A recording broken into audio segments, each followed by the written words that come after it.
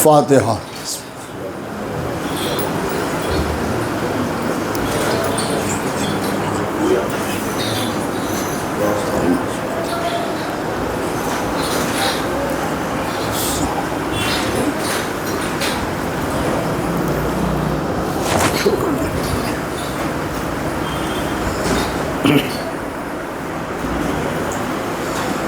اعوذ باللہ من الشیطان اللعین الرجیم، بسم اللہ الرحمن الرحیم، والحمد للہ رب العالمین، والصلاۃ والسلام علی اشرف الانبیاء والمرسلین، خاتم النبیین، سید الوصیین، محب الغرباء والفقراء والمساکین، رحمت للعالمین، رسول الثقلین، امام الحرمین، صاحب کعبہ قوسین، محبوب رب المشرقین والمغربین، جد الحسن والحسین، مولانا و مولا الثقلین، ابی القاسم محمد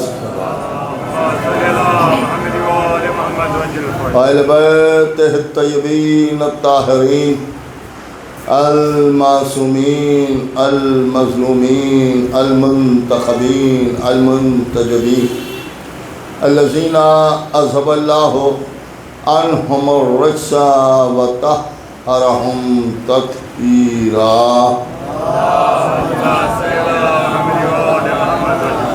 فلعنۃ اللہ علی اعدائہم وقتلتہم ومنکر فضائلہم ومصائبہم وطہارتہم وجلالتہم وشجاعتہم وعظمتہم وولایتہم وعطشہم اجمعین، من لیلنا ھذا الی یوم الدین۔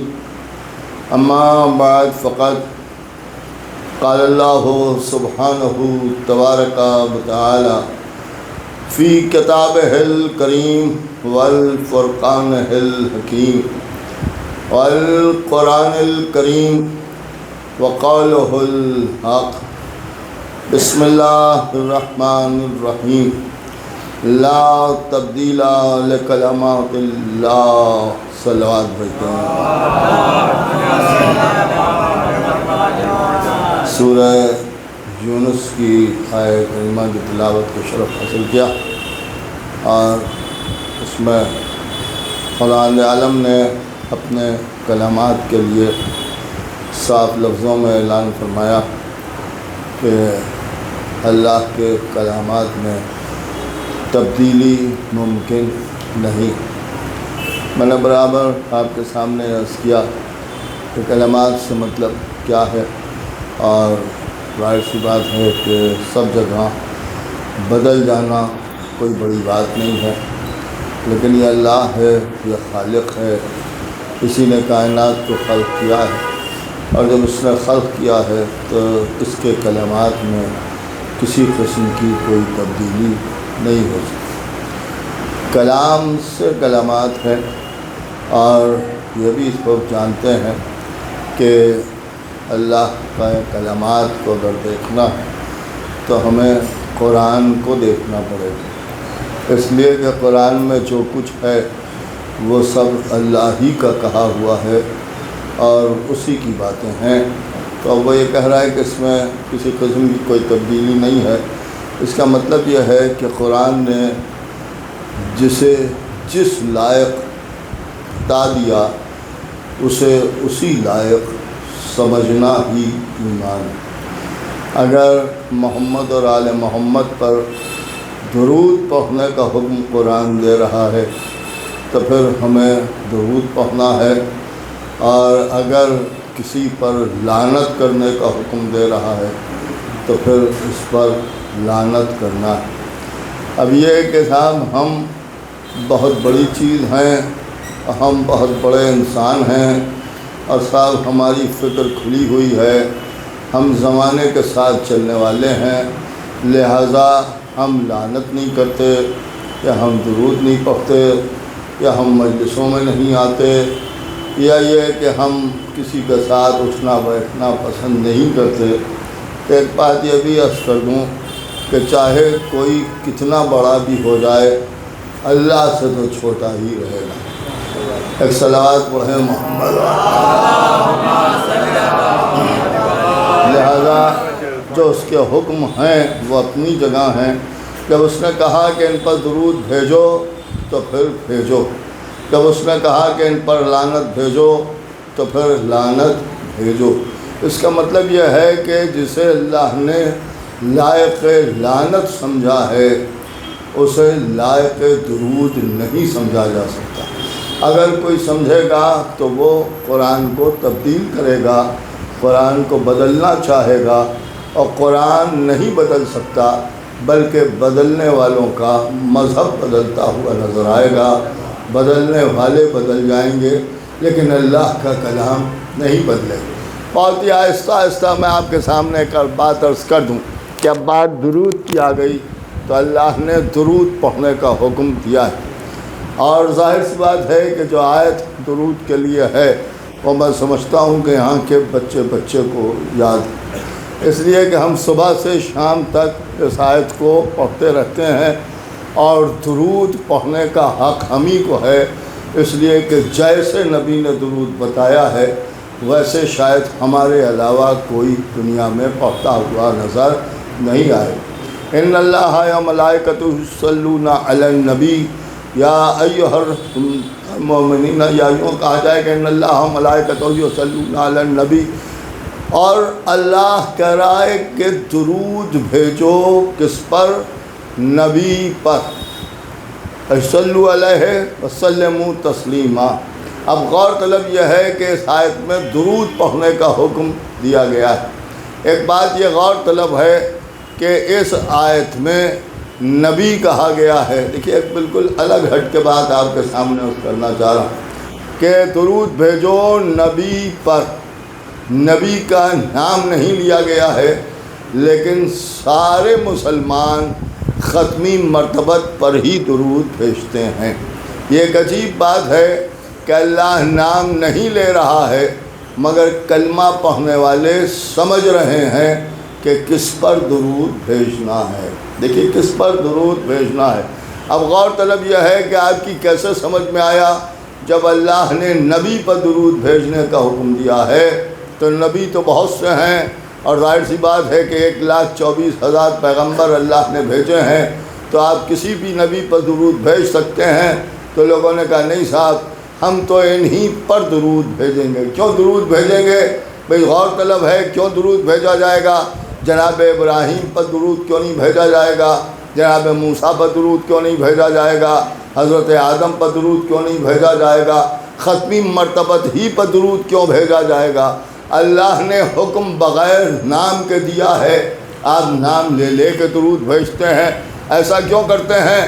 تو زمانے نے ہمیں جواب دیا کہ ہم جانتے ہیں کہ یہ سب سے بڑے نبی ہیں، اور جب یہ سب سے بڑے نبی ہیں تو انہی کی وجہ سے آدم کو علم ملا ہے، انہی کی وجہ سے نوح کو تقویٰ ملا ہے، انہی کی وجہ سے ابراہیم کو خلت ملی ہے، انہی کی وجہ سے موسیٰ کو ہیبت ملی ہے، انہی کی وجہ سے عیسیٰ کو زہد ملا ہے۔ لہذا اگر ان پر درود بھیج دیا تو سب پر درود بھیج دیا، اس لیے سب پر بھیج دیا کہ سب سے بڑے نبی یہی ہیں، سب سے بڑے پیغمبر یہی ہیں۔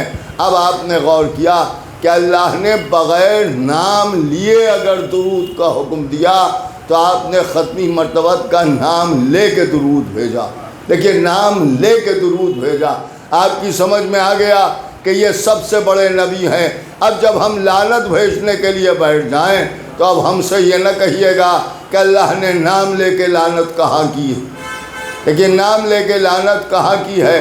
بس ویسے ہی سمجھ لیجیے جیسے ہم جانتے ہیں کہ سب سے بڑے نبی یہی ہیں، ان پر درود بھیج دیا تو سب پر درود ہو گیا، ویسے یہ بھی جانتے ہیں کہ سب سے بڑے ظالم یہی ہیں، ان پر لعنت بھیج دی تو سب پر لعنت بھیج دی۔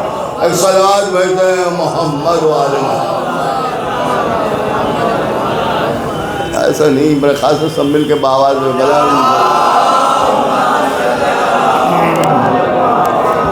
تو اب ظاہر سی بات ہے کہ دیکھیے یہاں پر درود بھیجو، کس پر؟ نبی پر۔ آپ برابر درود بھیج رہے ہیں، صلوات بھیج رہے ہیں۔ کبھی آپ نے اس پر بھی غور کیا ہے کہ جب آپ صلوات بھیجتے ہیں تو کیا کہتے ہیں؟ اللہم صلی علی محمد و آل محمد۔ غور کیجیے گا جو میں عرض کر رہا ہوں، و آل محمد۔ عام مسلمانوں میں بھی اسی طرح سے صلوات ہے، بس ذرا سا فرق ہے، وہ کہتے ہیں محمد و علی آل محمد، لفظ علی کا اضافہ کر دیتے ہیں، لیکن وہاں بھی درود خالی نبی پر نہیں ہے بلکہ آل پر بھی ہے۔ دیکھیے آل پر بھی ہے، فرق اتنا ہے کہ لفظ علی استعمال کر کے وہ محمد اور آل محمد میں فصل پیدا کر دیتے ہیں، اور کیونکہ ہم خلیفہ بلا فصل کے ماننے والے ہیں لہذا ہمارے ہاں فصل پیدا کرنا صحیح نہیں، لہذا ہم جب درود بھیجیں گے تو علی کا لفظ نہیں استعمال کریں گے بلکہ وہ آل محمد ڈائریکٹ۔ بہت توجہ چاہ رہا ہوں، اب یہاں پر ایک بات غور طلب ہے کہ آپ آل محمد پر درود کیوں بھیجتے ہیں؟ یہ غور طلب ہے کہ قرآن کی آیت میں تو صرف نبی کی بات کی گئی ہے، نبی کی بات کی گئی ہے، اور نبی کا نام بھی نہیں لیا گیا ہے۔ کسی نبی پر درود نہیں بھیجیں گے، ختمی مرتبت کے اوپر درود بھیجیں گے۔ اس آیت کے لیے یہ بھی حکم ہے کہ جب سنو یا پڑھو تو فوراً درود بھیجو محمد اور آل محمد۔ دیکھیے فوراً درود بھیجو، جب درود بھیجنا ہے اور فوراً درود بھیجنا ہے تو آپ درود بھیجیں، ختمی مرتبت کا نام نہ لیں، خالی نبی پر درود بھیجیں۔ تو انہوں نے کہا صاحب یہ ممکن نہیں ہے، اس لیے کہ رسول اللہ نے ہمیں یہی طریقہ بتایا ہے کہ جب درود بھیجنا ہو، جب صلوات بھیجنا ہو تو کہو اللہم صلی علی محمد و آل محمد۔ دیکھیے وہ آل محمد، تو بھیا درود تو صرف نبی پر ہے، تو لفظ نبی اگر آیا ہے تو ختمی مرتبت پر درود بھیجو۔ یہ آل محمد بیچ میں کہاں سے آ گئے؟ غور سے سنیے گا جو میں عرض کر رہا ہوں۔ تو انہوں نے کہا صاحب آپ کیسی بات کر رہے ہیں، بغیر آل محمد اللہ نبی پر درود کو قبول نہ کرے گا۔ تو اب اتنی چھوٹی سی بات آپ کی سمجھ میں نہیں آ رہی ہے کہ جب بغیر آل محمد نبی پر درود قبول نہیں ہے تو بغیر آل محمد دین کیسے قبول ہو جائے گا؟ ایک صلوات ہے محمد و آل محمد، ایک اور صلوات بھیجے محمد و آل محمد۔ تو اب ظاہر سی بات ہے کہ ہمیں درود بھیجنا ہے تو محمد اور آل محمد پر درود بھیجنا ہے۔ دیکھیے آل محمد پر درود بھیجنا ہے، اس کا مطلب یہ ہے، دیکھیے بغیر کسی تمہید کے اور بات کو الجھائے ہوئے، اس لیے کہ ماشاءاللہ سمجھدار حضرات بیٹھے ہوئے ہیں، مجھے الجھانا نہیں ہے بات کو، بالکل سیدھی سیدھی بات آپ کے سامنے عرض کر دوں کہ اس لفظ نبی میں صرف ختمی مرتبت نہیں ہے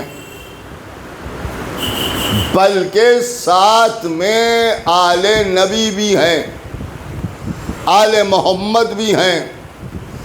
جب تک انہیں بھی شامل نہ کرو درود نہیں ہو سکتا۔ اللہ کہہ رہا ہے نبی پر درود بھیجو، مگر درود نبی اور آل نبی پر بھیجا جا رہا ہے۔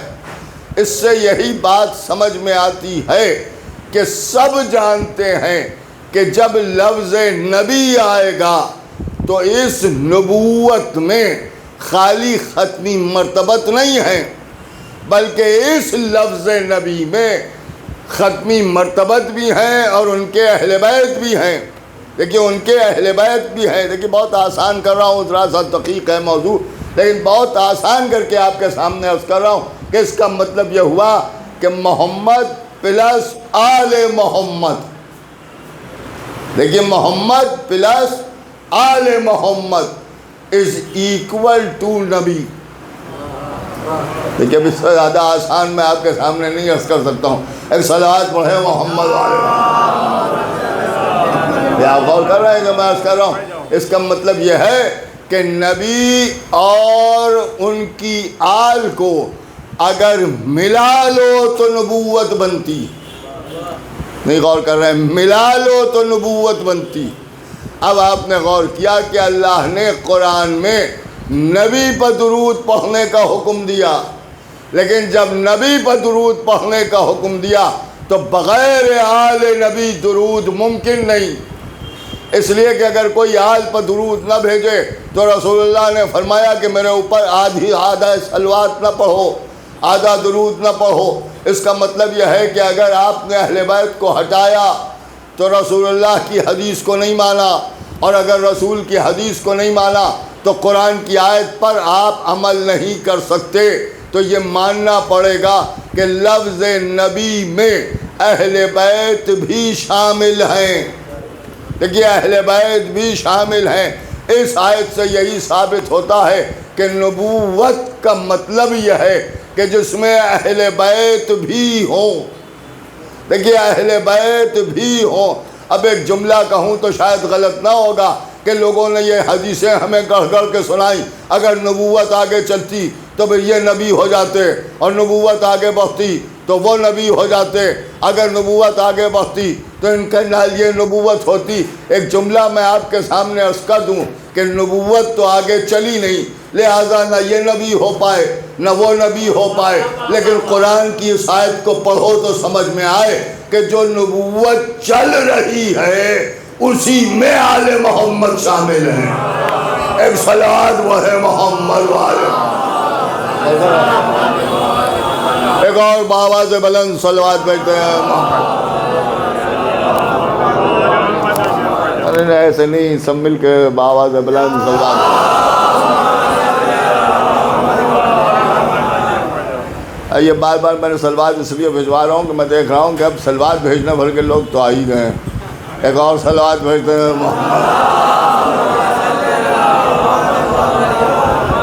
ایک جملہ یہ بھی کہتا چلوں کہ آل محمد کے لیے صلوات بھیجی جاتی ہے اور دشمنان آل محمد پر صلواتیں بھیجی جاتی ہیں. ایک صلوات وہ ہے محمد والے. ایک اور بآواز بلند صلوات بھیجے. تو میں عرض کر رہا تھا کہ کلام الہی وہ ہے کہ جس میں تبدیلی نہیں ہو سکتی. اب دیکھیے کلام دو چیزیں ہیں، اس لیے کہ جیسے آپ سنیں گے ویسے ہی سناؤں گا. ایک کلام اور دوسرے قول. یہ دونوں الگ الگ چیز ہیں. کلام اور ہے اور قول اور ہے. کبھی قول سامنے آتا ہے اور کبھی کلام سامنے آتا ہے. جس کا کلام ہوتا ہے اسے متکلم کہتے ہیں. کیوں نہیں پڑھتے؟ متکلم کہتے ہیں. اور جس کا قول سامنے آتا ہے اسے قائل کہتے ہیں. آپ غور کر رہے ہیں؟ قائل کہتے ہیں. قائل مان لینے کو بھی کہتے ہیں اور قول بیان کرنے والے کو بھی کہتے ہیں. غور سے سنیے. قائل اور متکلم. آج میں نے سوچا میں بھی تھوڑی سی اردو کی گرامر آپ کے سامنے عرض کروں. ایک صلوات پڑھیں محمد والے. یہ بھی ضروری ہے. تو اب غور طلب ہے نا بھائی کہ کلام اور قول. دیکھیے کلام اور قول دو چیزیں. کلام اور قول. کلام کرنے والا متکلم ہے اور قول پیش کرنے والا قائل ہے. یہ قائل ہے. قول کیا ہے اور کلام کیا ہے یہ فرق کیسے کریں گے؟ ایک ہی آدمی ہے، وہ ایک ہی وقت میں متکلم بھی ہے اور قائل بھی ہے. سنیے گا اسی کے ساتھ. قائل ہے بھی ہے اور متکلم بھی ہے. تو کلام کسے کہتے ہیں اور قول کسے کہتے ہیں؟ اصل میں جو ذہن میں معنی ہیں اس معنی کو کلام کہتے ہیں۔ جو ذہن میں سوچ رہے ہیں اور صرف ذہن میں ہے اسے کلام کہا جاتا ہے، اور یہی کلام جب زبان کے ذریعے الفاظ میں ڈھل کے آواز بن کے سامع کے کانوں تک پہنچے تو اسے قول کہا جاتا ہے۔ خیال سے بات واضح ہو گئی کہ جب کلام لفظوں میں ڈھل جائے اور کسی کو سنائی دے جائے اور وہ سمجھ لے تو اسے قول کہتے ہیں، اور جب تک کلام قول نہ بنے اس وقت تک کسی کو نہیں پتا کہ کلام کیا ہے۔ دیکھیے کیا ہے، مثال بھی آپ کے سامنے عرض کر دوں، بہت آسان سی مثال، بہت آسان کر کے آپ کے سامنے عرض کرتا ہوں۔ مثلا میں بیٹھا تھا اور بیٹھے بیٹھے میرے ذہن میں یہ بات آئی کہ چائے پی جائے۔ غور سے سنیے گا، اس کا مطلب یہ نہیں ہے کہ یہاں چائے بٹتی ہے تو میں چائے کی مثال دے رہا ہوں، میں ایک چھوٹی سی مثال دے رہا ہوں کہ چائے پی جائے۔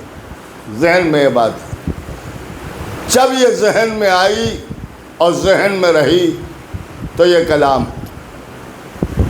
دیکھیے کلام۔ ابھی مومنین یہاں بیٹھے ہیں، انہیں کچھ نہیں پتا کہ میرا کلام کیا ہے، کچھ نہیں جانتے، سب آرام سے بیٹھے ہیں۔ میرا دل چاہ رہا ہے کہ میں چائے پیوں، یہ بات ذہن میں آئی، اور جب ذہن میں آئی تو میں نے اپنے کسی بھی چھوٹے بھائی سے کہا کہ میں چائے پینے کو دل چاہ رہا ہے، لے آؤ چائے۔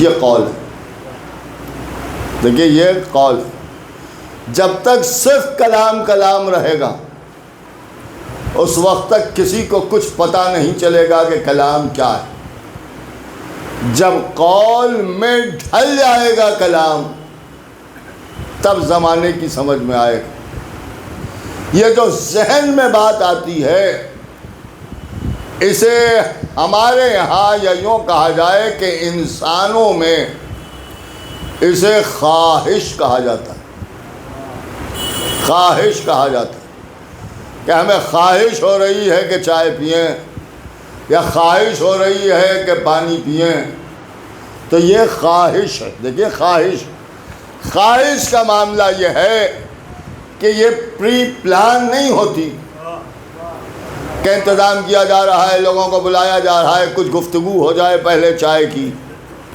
کچھ تھوڑی دیر بات ہو جائے کہ پہلے پانی کی، اور کچھ پانی کے فضائل سامنے آ جائیں اور کچھ چائے کے فضائل سامنے آ جائیں تب خواہش پیدا ہو۔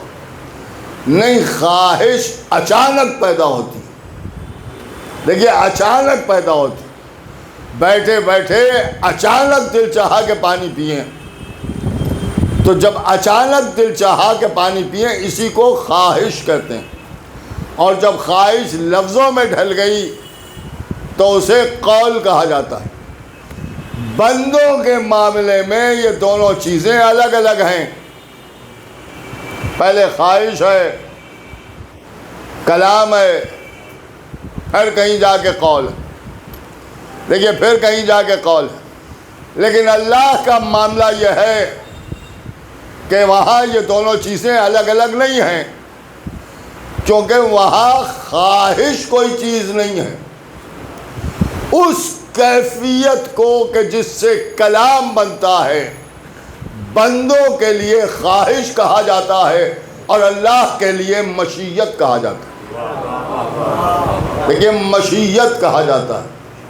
اب جیسے ہماری خواہش اچانک پیدا ہوتی ہے، دیکھیے اچانک پیدا ہوتی، جب اچانک پیدا ہوتی ہے تو اس کا مطلب یہ ہے کہ پہلے نہیں تھی، اب پیدا ہوئی، لیکن وہ کیونکہ خود قدیم ہے لہذا اس کی مشیت بھی قدیم ہے، لیکن مشیت بھی قدیم ہے، لہذا کلام تحت مشیت ہوتا ہے، مشیت ہے تو کلام ہے۔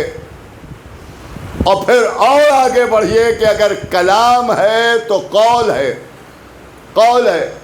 اللہ کہہ رہا ہے میرے کلام میں کوئی تبدیلی نہیں، اس لیے کہ اس کی مشیت نہیں بدل سکتی، جب مشیت نہیں بدلے گی تو کلام بھی نہیں بدلے گا، اور جب کلام نہیں بدلے گا تو قول سامنے آئے گا۔ اب اس کا قول ہی اس کا کلام ہے اور اس کا کلام ہی اس کا قول ہے، لیکن اگر اسے آپ الگ الگ مان لیں تو قول کی تعریف یہ ہے کہ کلام لفظوں میں ڈھلے، لفظیں آواز میں ڈھلیں، آواز سامعین تک پہنچے اور کلام سنائے، تب اسے قول کہا جائے گا۔ اور اس سارے عمل کے لیے زبان کی ضرورت ہے۔ دیکھیے بات مکمل ہو گئی۔ اللہ کا قول اس وقت تک سامنے نہیں آ سکتا جب تک لفظیں نہ ہوں، آواز نہ ہو، اور یہ دونوں چیزیں، دیکھیے دونوں چیزیں زبان سے ظاہر ہوں، نہیں غور کر رہے ہیں، زبان سے ظاہر ہوں۔ اب اللہ کا معاملہ یہ ہے کہ وہاں سے آواز نہیں آتی، دیکھیے وہاں سے آواز نہیں آتی، اس لیے کہ آواز کا معاملہ یہ ہے کہ انسان سے ایک کیفیت خارج ہو اور دوسرے کے کانوں میں وہ یہ آواز داخل ہو۔ تو اللہ کہہ رہا ہے کہ یہاں معاملہ یہ ہے کہ اگر کچھ خارج ہو جائے تو میں اللہ نہ رہوں، اور اگر کچھ داخل ہو جائے تو میں اللہ نہ رہوں۔ تو وہاں نہ کوئی شے خارج ہوتی ہے نہ کوئی شے داخل ہوتی ہے، تو اس کا مطلب یہ کیسے ہوگا کہ زبان کے ذریعے۔ تو یا تو کوئی ایسا اللہ والا آئے اور ہمیں زبان والا اللہ دکھائے، اور یا پھر کوئی ایسی ذات بتائے جسے خود اللہ نے لسان اللہ کہا ہو۔ دیکھیں لسان اللہ کہا ہو، ایک ہی ذات ہے کہ جو عین اللہ بھی ہے، وجہ اللہ بھی ہے، لسان اللہ بھی ہے۔ اب سمجھ میں آیا کہ اگر علی نہ ہو تو اللہ کا قول سامنے نہ آئے، دیکھیے قول سامنے نہ آئے۔ اب لوگوں نے کہا قرآن کلام اللہ ہے، کلام ذہن میں رہتا ہے، لیکن پتہ کیسے چلے گا؟ بھئی کلام پتہ کیسے چلے گا اور کلام وجود میں کیسے آئے گا؟ تو فلسفہ کہہ رہا ہے کہ کلام تحت مشیت ہے، اگر مشیت ہے تو کلام ہے، جب تک مشیت نہ ہو کلام نہ ہو۔ اب آقا حسین نے فرمایا نحن مشیت اللہ، ہم ہیں اللہ کی مشیت۔ اب سمجھے اگر علی نہ ہو تو نہ اللہ کا کلام سامنے آ سکتا ہے نہ اللہ کا قول سامنے آ سکتا ہے۔ ایک صلوات بھیجتے ہیں محمد والے، ایک اور صلوات بھیجتے ہیں محمد والے۔ تو آپ ظاہر سی بات ہے کہ یہ کلام اللہ ہے، اور الحمدللہ ہم جو پہچانے جاتے ہیں وہ مولا علی کے نام سے ہی پہچانے جاتے ہیں۔ ہماری پہچان ہے مولا علی، پہچان ہے مولا علی، اور خدا کی قسم ہم یہ جانتے ہیں کہ اگر علی نہ ہو تو کائنات میں کچھ نہیں۔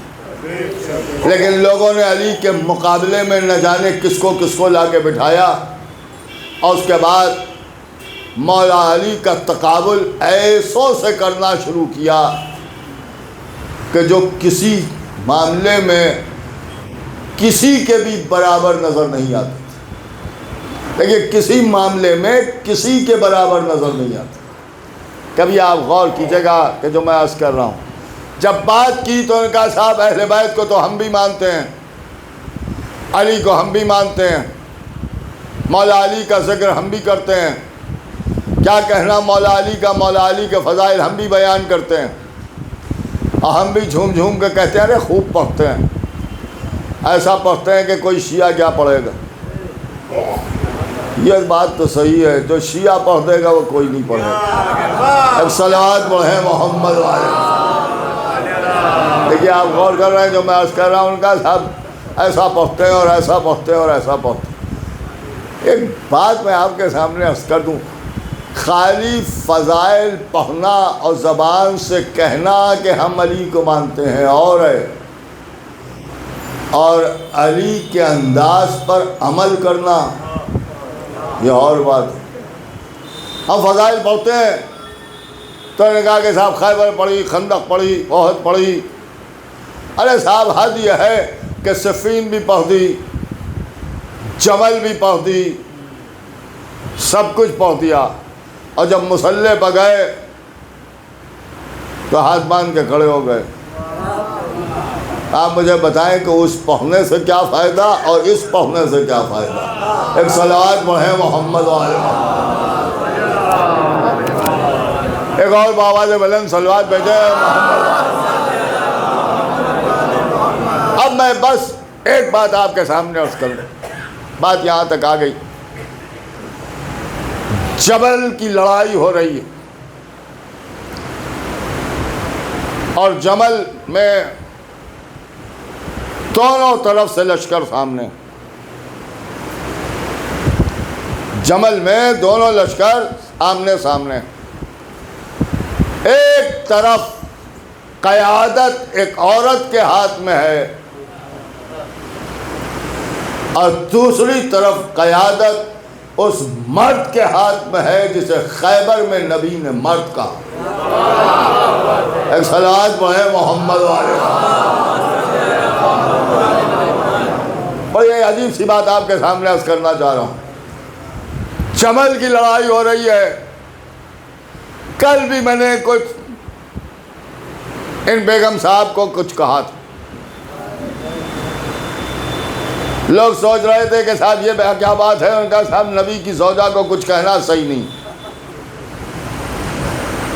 آپ کہہ رہے ہیں کچھ کہنا صحیح نہیں ہے، علی تو لڑنے آ گئے. ایک صلوات پڑھیں محمد والے محمد. اب آپ بتائیے کہ علی کی پیروی کریں یا آپ کی پیروی کریں. ایک صلوات پڑھیں محمد والے محمد. نہیں ایسے نہیں، سب مل کے بآواز بلند صلوات پڑھیں. دیکھیے ایسے صلوات بھیجیے کہ نہ برا کہنے والوں کو بھی برا لگ جائے خالی صلوات ہی سن کے.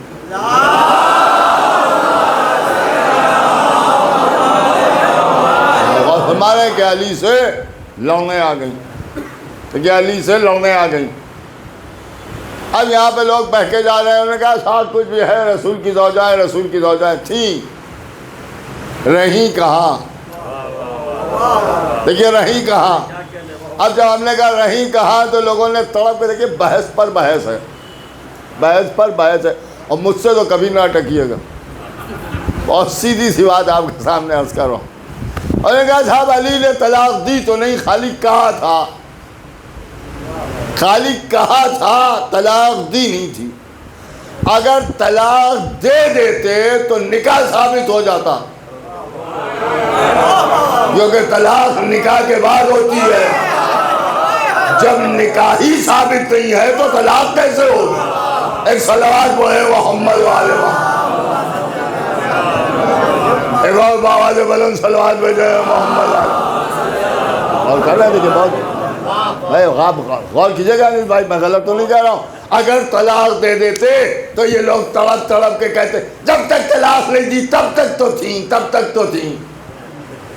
تو جو نکاح میں ہوگا اسی کو تو طلاق دی جائے گی. نکاح تو اسی وقت ٹوٹ گیا جب عداوت علی نے دل میں جنم لیا. دلیل میں نبی کی حدیث ہے یا علی حبک تقوی والایمان وبغضک کفر و نفاق. علی آپ کی محبت کا نام ایمان ہے اور آپ کے بغض کا نام کفر ہے. تو جہاں بغض ثابت ہوگا وہاں کفر ثابت ہوگا. اور زوجہ اور شوہر میں ایک بھی کافر ہو جائے، لوگ پڑھے اپنے اپنے مرجع کے فتوے، ایک بھی کافر ہو جائے تو نکاح اپنے آپ ٹوٹ جاتا ہے، اپنے آپ ٹوٹ جاتا ہے. بس جیسے ہی بغض ثابت ہوگا ویسے ہی نکاح ٹوٹے گا. اور جب نکاح ٹوٹ گیا تو اب یہ باہر والی ہے، گھر والی نہیں ہے. طلاق گھر والی کو دی جائے گی، باہر والی کو نہیں دی جائے گی. دیکھیے باہر والی کو نہیں دی جائے گی. دوسری بات بھیا یہ ہے کہ یہ علی ہیں جو فرما رہے ہیں اگر میں نے کہہ دیا کہ یہ دیوار سونے کی ہو جائے تو ہو جائے گی. کہا نہیں ہے، خالی اختیار کا اعلان کیا تو عمل ہو گیا. تو اب طلاق کی ضرورت ہی کیا ہے اگر علی کہہ رہے ہیں کہ میں طلاق دے دوں گا. تو اگر کہہ دیا تو ہو گئی. اب صیغے ادا کرنے کی ضرورت نہیں ہے، جو کہہ دیا وہ ہو گیا. دیکھیں جو کہہ دیا وہ ہو گیا. اب یہاں پر غور طلب ہے تو ان کا بغض علی کیسے ثابت ہوگا؟ اب جب لونے آ گئیں تو کسی سے لونے سے محبت ثابت نہیں ہوتی ہے، عداوت ثابت ہوتی ہے. ایک صلوات بولے محمد و آل محمد.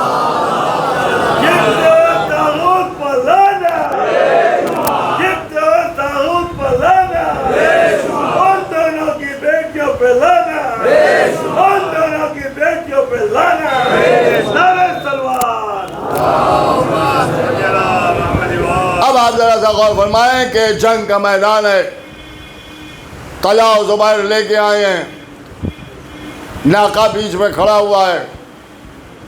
لیکن ناکہ بیچ میں کھڑا ہوا ہے، ناکے پر محمل ہے، چاروں طرف لوگ جمع ہیں. مقابلے پر مولا علی ہیں، اپنے خیمے میں تشریف فرما ہیں. میرے ساتھ ساتھ چلیے، خیمے میں تشریف فرما ہیں. علی کے اصحاب علی کے پاس ہیں. محمد ابن ابی بکر پلٹ پلٹ کے کہتے ہیں یا علی آپ حکم دیجئے، میں تو اسے اچھی طرح جانتا ہوں، مجھ سے زیادہ اسے کون جانے گا.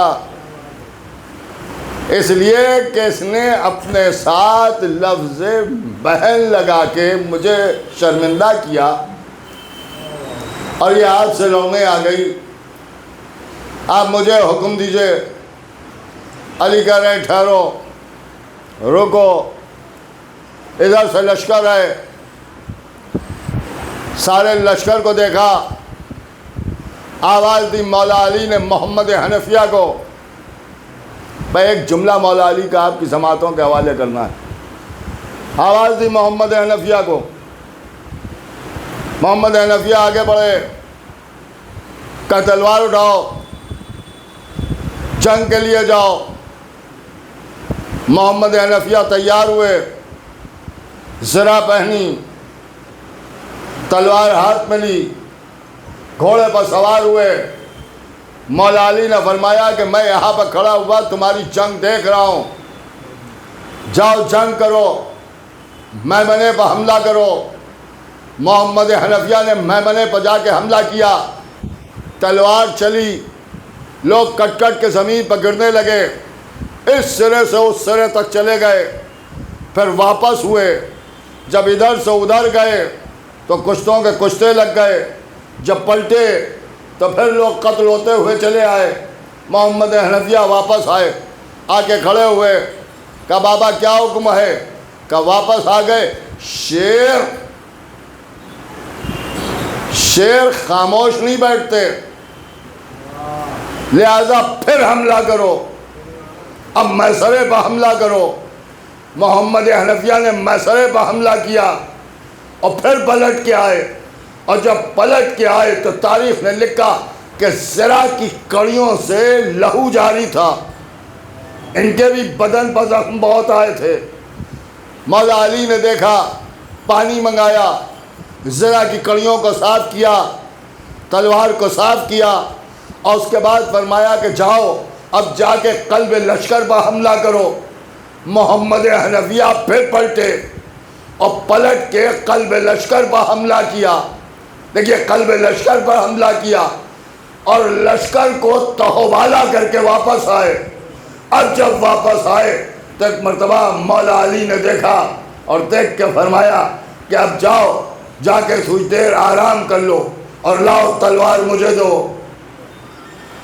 علی نے ہاتھ میں تلوار لی، گھوڑے پر سوار ہوئے، اور اس کے بعد فرمایا یہاں پہ کھڑے ہو کے میں نے تمہاری جنگ دیکھی ہے، لہذا تم بھی یہاں پہ کھڑے ہو کے میری جنگ دیکھو۔ غور سے سنیے گا، میری جنگ دیکھو۔ محمد حنفیہ جا کے اسی جگہ پہ کھڑے ہو گئے۔ امام حسن مسکراتے ہوئے آئے اور آ کے ان کے پہلو میں کھڑے ہو گئے۔ حسین بھی آ کے کھڑے ہو گئے۔ ابو الفضل عباس بھی موجود ہیں۔ علی تلوار لے کے چلے، فوجوں پر حملہ کیا اور اس کے بعد لوگوں کو کاٹنا شروع کیا۔ ادھر محمد حنفیہ کہہ رہے ہیں بابا سبحان اللہ، امام حسن فرما رہے ہیں ماشاءاللہ، کیا کہنا، کیا تلوار چل رہی ہے۔ اور اس کے بعد تلوار چلاتے چلاتے مولا علی پھر واپس آئے۔ جب پھر واپس آئے تو محمد حنفیہ نے آگے بڑھ کے قدموں کو پکڑا اور قدموں کو پکڑ کے یہ فرمایا کہ بابا جیسے آپ نے تلوار چلائی ویسے کوئی تلوار نہیں چلا سکتا، ویسے کوئی تلوار نہیں چلا سکتا، میں بھی ایسے تلوار نہ چلا سکا، بس جیسے ہی کہا ویسے ہی پشت پر ہاتھ رکھا اور اس کے بعد فرمایا محمد دل نہ چھوٹا کرو۔ اب جملہ سنیے گا، خدا کی قسم کیا قیمتی جملہ ہے مولا علی۔ مولا علی فرما رہے ہیں محمد دل نہ چھوٹا کرو، علی کے بیٹے ایسے ہی لڑتے ہیں جیسے تم لڑے۔ نہیں غور کیا، علی کے بیٹے ایسے لڑتے ہیں جیسے تم لڑے، اور ابو طالب کے بیٹے ایسے لڑتے ہیں جیسے میں لڑا۔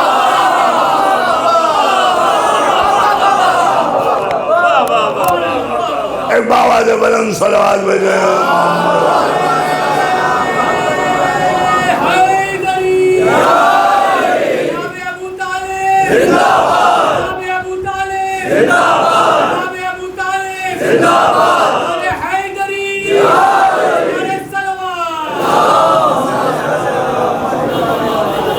اب آپ نے غور فرمایا، یعنی جمل کے میدان میں مولا علی نے اس بات پر فخر نہیں کیا کہ میں رسول کا جانشین ہوں، اس بات پر فخر نہیں کیا کہ میں نبی کا بھائی ہوں، بلکہ اس بات پر فخر کیا کہ میں ابو طالب کا بیٹا ہوں، ابو طالب کا بیٹا ہوں۔ ایک جملہ کہوں میں آپ کے سامنے تو شاید غلط نہ ہوگا کہ میں ابو طالب کا بیٹا ہوں۔ ابو طالب کا ایمان اس منزل پر تھا کہ بیٹا ہونے پر امامت ناز کر رہی ہوں۔ ایک صلوات پڑھے محمد والے۔ یہ جنگیں لڑی ہیں، ایسی گھرانے کے دو بچے کربلا کی سرزمین کے اوپر لڑتے ہوئے نظر آئے۔ کون؟ آن اور محمد، زینب کے فرزند، زینب کے بچے۔ آج چوتھی محرم ہے، رو لیجئے، یہ سوچ کے نہیں کہ آج محمد اور آن کا تذکرہ ہو رہا ہے، بلکہ یہ سمجھیے کہ چوتھی محرم بھی ختم ہو گئی۔ گریہ کر لیجئے، رو لیجئے، آنسو بہا لیجئے، 4 دن عزا کے تمام ہو گئے۔ آن و محمد کربلا کی سرزمین پر زینب سمجھا رہی ہیں میرے بچوں کل قربانی کا دن ہے۔ آن و محمد ماں کے بازوؤں کو چوم کر اٹھتے ہیں، اماں صبح تو ہونے دو۔ صبح عاشور نمودار ہوئی، دونوں کے لاشیں آ گئے۔ زینب نے لاشوں کے درمیان جگہ بنائی، ہاتھ آسمان کی طرف اٹھائے، پروردگار میرے ہدیے کو قبول فرمانا۔ لیکن زینب نے آن اور محمد کے جنازوں پر بیٹھ کے گریہ نہیں کیا، کھڑی ہو گئیں۔ روز عاشورہ گزر گیا، 11ویں محرم کو قافلہ چلا، زینب بھی چلیں۔ آن و محمد کے لاشیں سامنے تھے، لیکن زینب نے مڑ کے دیکھا بھی نہیں۔ پھر ظالموں نے لاشوں کے سر کاٹ لیے اور نیزوں پر لے کے جناب زینب کے ناقے کے ساتھ ساتھ چلے، مگر زینب نے نظر اٹھا کے نہ دیکھا۔ راستے بھر حسین پر آنسو بہاتی رہیں،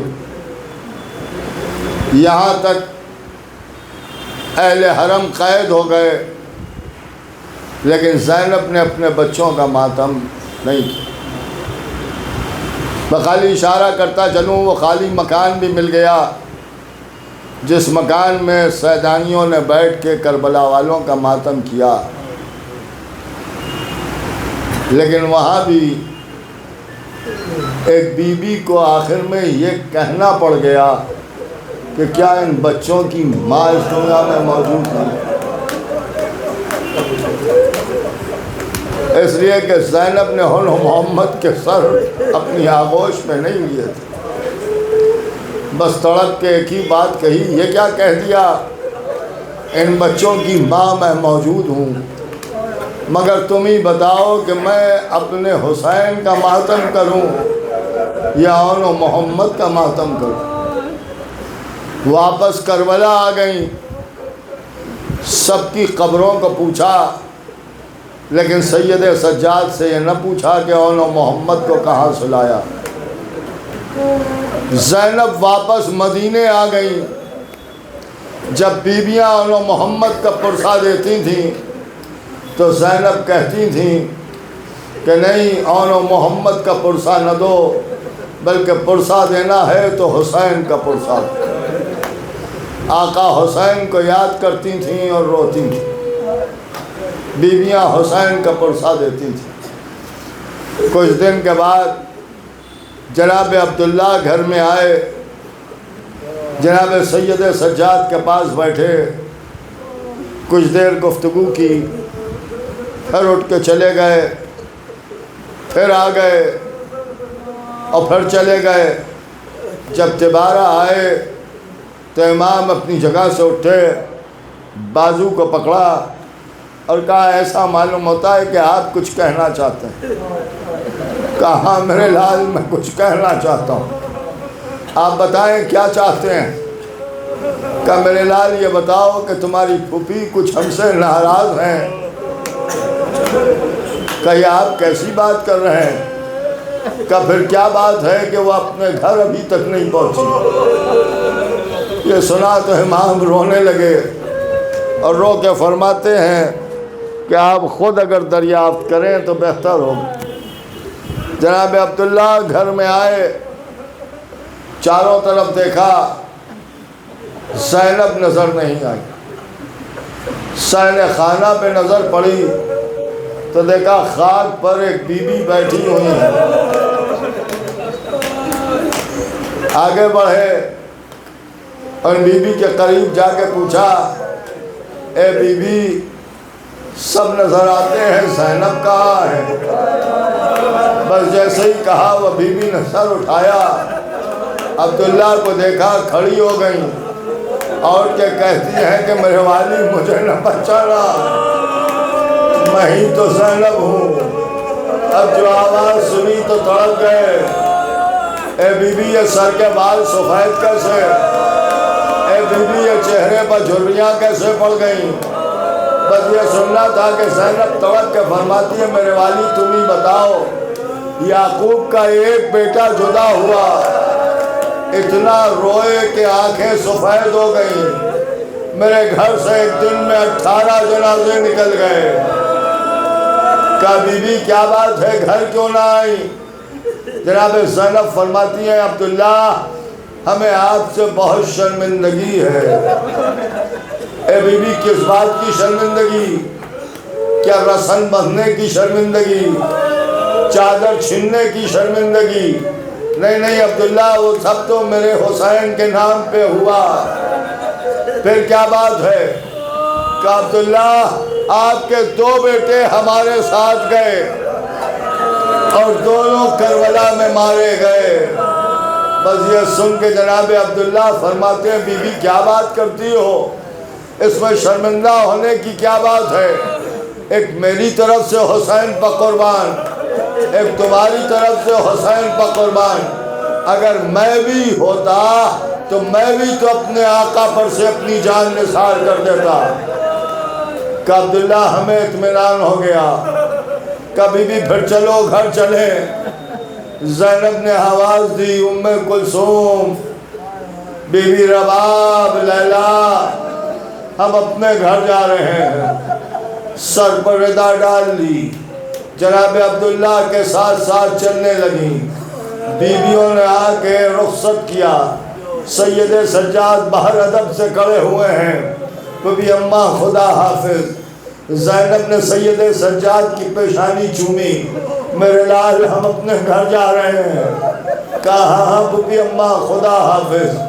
زینب جناب عبداللہ کے ساتھ چلیں، آہستہ آہستہ اپنے دولت قدے پر پہنچی۔ جناب عبداللہ نے آگے بڑھ کے گھر کا دروازہ کھولا، زینب نے دروازے کے اندر دیکھا، آہستہ سے قدم اندر رکھا، زینب 2 قدم آگے چلی۔ جناب عبداللہ مڑ کے گھر کے دروازے کو بند کیا، پلٹ کے دیکھا زینب فرش خاک پر بیٹھی رو رہی ہے۔ آگے بڑھ کے کہتے بی بی یہاں بیٹھ کے کیوں رو رہی ہو؟ اے بی بی اٹھو، حجرے میں چلو۔ زینب کہتی ہے، عبداللہ میں نے بچوں کے لاشیں دیکھے، آنسو نہ بہائے، کٹے ہوئے سر دیکھے، آنسو نہ بہائے، کربلا پہنچ گئی، آنسو نہ بہائے، واپس مدینے آ گئی، لیکن اپنے بچوں کا ماتم نہ کیا۔ لیکن عبداللہ اب میں اپنے اس گھر میں آئی ہوں جس گھر میں اپنے بچوں کے ساتھ رہا کرتی تھی۔ اے عبداللہ میرے سینے میں بھی ایک ماں کا دل ہے۔ عبداللہ رکو، میں اپنے آپ کو سنبھال لوں۔ تو میں حجرے میں چلتی ہوں، کچھ دیر رکے، پھر جھکے، دونوں بازو پکڑے، اٹھایا، بی بی حجرے میں چلو عبداللہ چلو۔ عبداللہ سہارا دیے ہوئے حجرے کے قریب پہنچی، حجرے کا دروازہ کھولا۔ ایک مرتبہ زینب نے دونوں ہاتھ حجرے کے دروازے کے پہلوؤں پر رکھے، پلٹ کے عبداللہ کا چہرہ دیکھا۔ عبداللہ نے کہا بسم اللہ۔ زینب نے پھر چہرہ دیکھا، بی بی بسم اللہ۔ زینب نے اندر قدم رکھا، اب جو اندر قدم رکھا 2 بستر خالی نظر آئے۔ ماں کا دل تڑپ گیا، تیزی سے دوڑی، اپنے آپ کو بستروں پر گرایا، کربلا کا رخ کیا۔ اے میرے بچوں آ جاؤ، یہ بستر خالی ہے، ماں تڑپ رہی ہے۔ حسین